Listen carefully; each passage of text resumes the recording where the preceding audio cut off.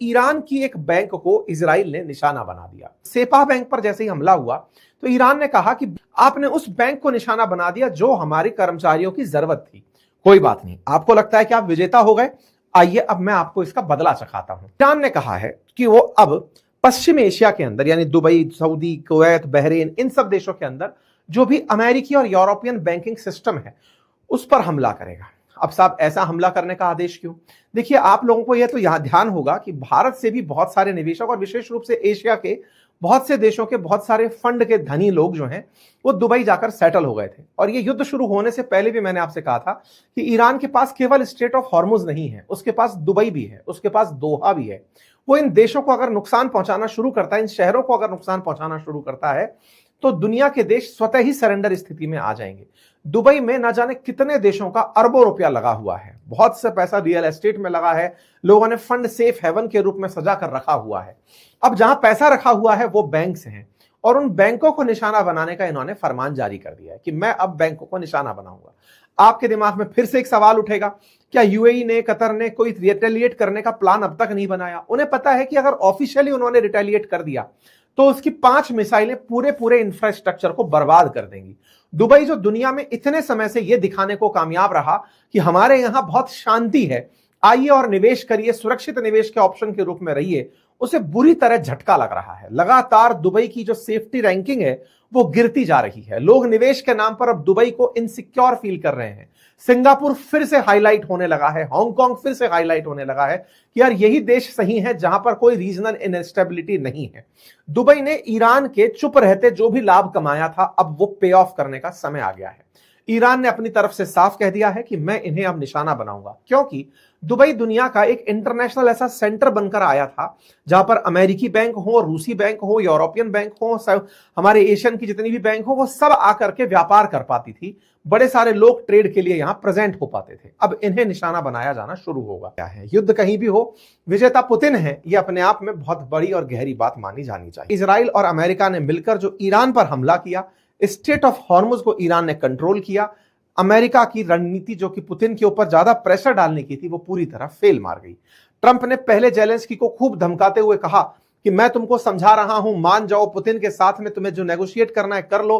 Putin को बुला करके भी समझाया, लेकिन शायद पुतिन ये जानते थे कि दुनिया में जिस तरह का प्रेशर क्रिएट हो रहा है एक दिन मेरी जरूरत पड़ेगी। हालांकि दिन इनके खराब बहुत आए, बीच में लगभग ऐसा लगने लग गया था कि इकोनॉमी इनकी कोलैप्स कर जाएगी, लेकिन ईरान का जंग जो है वो इनके लिए वरदान साबित हुआ।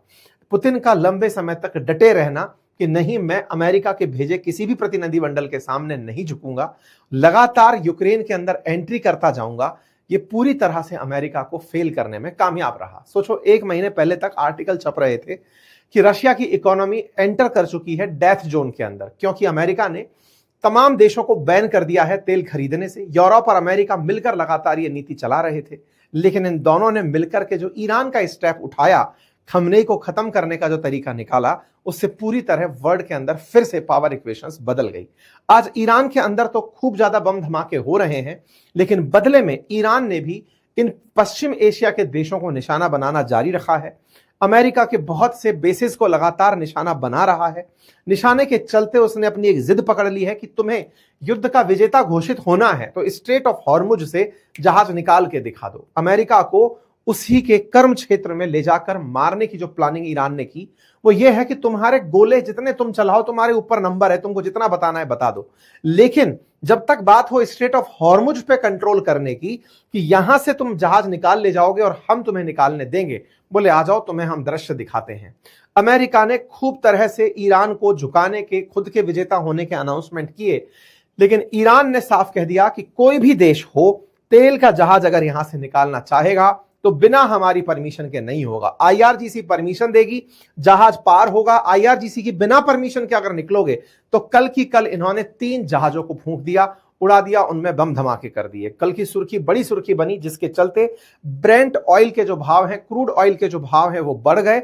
और आईआरजीसी ने कल ही कहा कि तैयार रहिए दुनिया वालों, क्रूड ऑयल के भाव $200 प्रति बैरल तक चले जाएंगे, क्योंकि अगर अमेरिका हम पर हमले जारी रखता है, हम स्ट्रेट ऑफ हॉर्मुज पर पूरी ताकत लगा देंगे, यहां से किसी का माल नहीं निकलने देंगे। कुल मिलाकर सप्लाई को कंट्रोल करके ईरान बैठ गया है।